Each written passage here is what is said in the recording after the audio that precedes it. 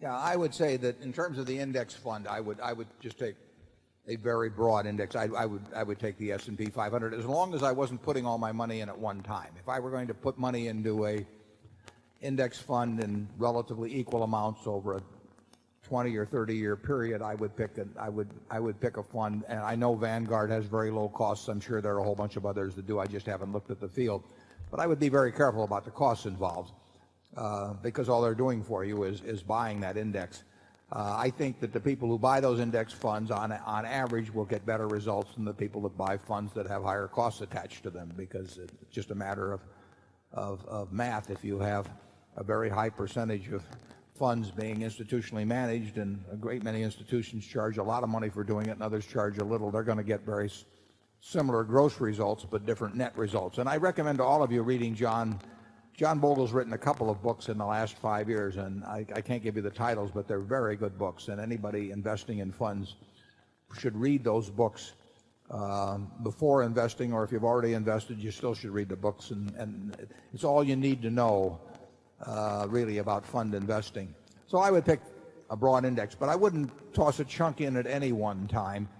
I would do it over a period of time, because the very nature of index funds is that you are saying, I think America's business is going to do well over, or reasonably well over, a long period of time, but I don't know enough to pick the winners, and I don't know enough to pick the winning times. There's nothing wrong with that. I don't know enough to pick the winning times. Occasionally I think I know enough to pick a winner, but not very often.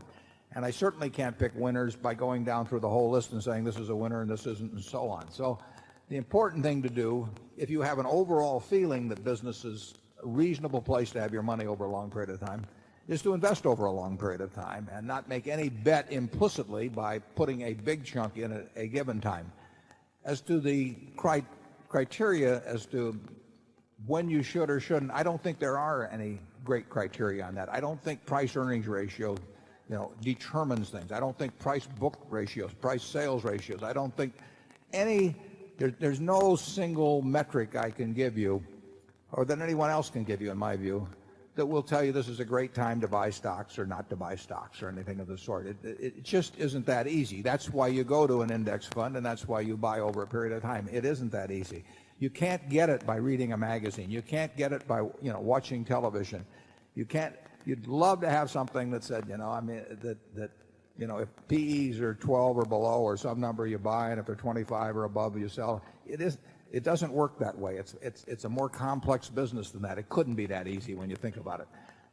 So if you are buying an index fund, you are protecting yourself against the fact that you don't know the answers to those questions, but that you think you can do well over time without knowing the answers to those questions, as long as you consciously recognize that fact. And I would, if you're a young person and you intend to save a portion of your income over time, I just say pick out a very broad index, and I would probably use the S&P 500,